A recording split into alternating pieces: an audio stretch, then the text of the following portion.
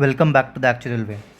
Today we have question number 27 of IIT JAM MS 2020. So इसमें क्या given है कि हमको x1 x2 xn random sample given है. कहाँ से गिवन है? यूनिफॉर्म ये पैरामीटर्स गिवन है यूनिफॉर्म डिस्ट्रीब्यूशन का, where theta is belongs to real number. और क्या गिवन है? x1 मतलब minimum of x1 x2 xn and xn where x वो क्या सिग्निफाई करता है? Maximum of x1 x2 x2 xn. Then which one of the following estimator is not a maximum likelihood estimator of theta. तो इसको solve करने का एक particular तरीका होता है. इसमें हम लोग क्या करेंगे कि इसमें हम लोग जब लाइक्लीहुड से चेक करेंगे ना, तो इसमें हम लोग देखेंगे कि वो जो लाइक्लीहुड हम लोग का बनेगा वो डिफ्रेंशिएट करके हम लोग मैक्सिमम लाइक्लीहुड नहीं निकाल सकते हैं, जो कि यूनिफॉर्म में नॉर्मली होता ही है. तो इसको हम लोग कैसे प्रोसीड करेंगे? तो इसको हम लोग प्रोसीड करेंगे कि सिंस हम लोग को पता है कि यूनिफॉर्म का जो डिस्ट्रीब्यूशन है वो थीटा माइनस 0.5 से थीटा प्लस 0.5 पैरामीटर गिवन है. तो ये क्या होता है? इसका मतलब है जो x है वो हमारा किसके बीच में है? थीटा माइनस 0.5 से लेके थीटा प्लस 0.5 के बीच में है. अब ये x को अगर हम लोग ऑर्डरिंग कर दिए, यहाँ पे x1 क्या है हम लोग का? Minimum of x1 x2 x3. तो मतलब हमारा x1 सबसे पहले आएगा, फिर x2 आएगा, फिर x3 आएगा, ऐसे करते करते हमारा xn आएगा, जो कि क्या है? Maximum of all the random samples. तो इसको अगर हम ऑर्डर में लिख दें तो हम लोग इसको लिख सकते हैं ना कि which is less than theta plus 0.5, और x1 को हम लिख सकते हैं थीटा माइनस 0.5. अब हम इसको देखेंगे और इसको देखेंगे, तो इसमें हम लोग यहाँ से थीटा क्या निकाल सकते हैं? थीटा हमारा आ गया लेस देन x1 प्लस 0.5, यही इससे आया. और इससे क्या आएगा?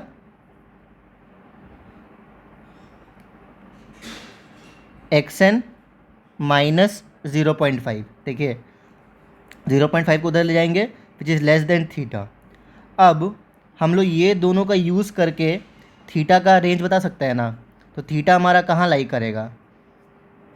xn माइनस 0.5 से लेके x1 प्लस 0.5, यही है हमारा थीटा का मैक्सिमम लाइक्लीहुड एस्टिमेटर. लेकिन अब हम लोग को ये गिवन तो नहीं है, हम लोग से पूछा गया है ये. तो MLE हम लोग का क्या है? तो MLE हम लोग का हुआ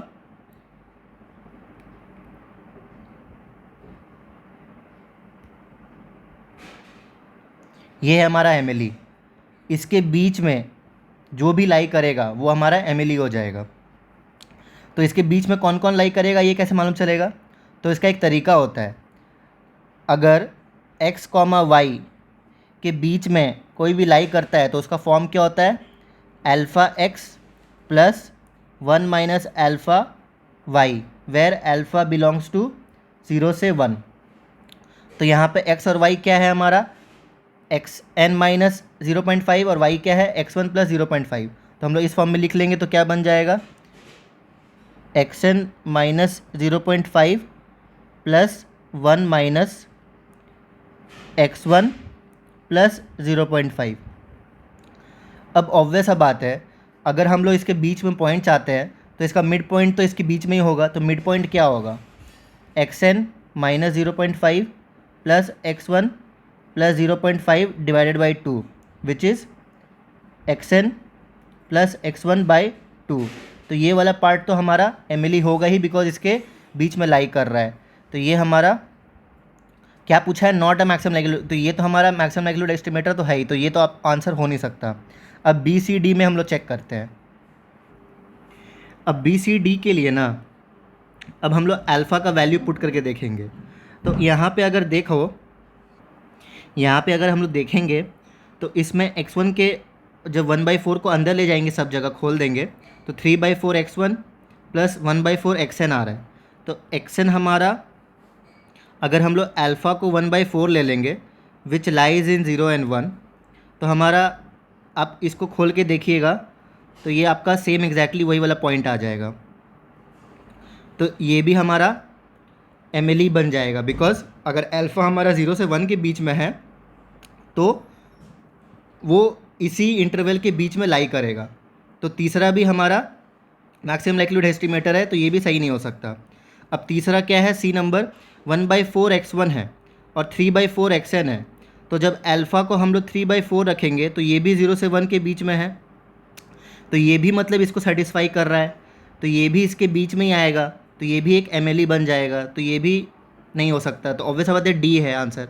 अब डी कैसे नहीं है मतलब MLE, तो यहाँ पे देखिए 3/2 अल्फ़ा एन आर मतलब XN आ रहा है।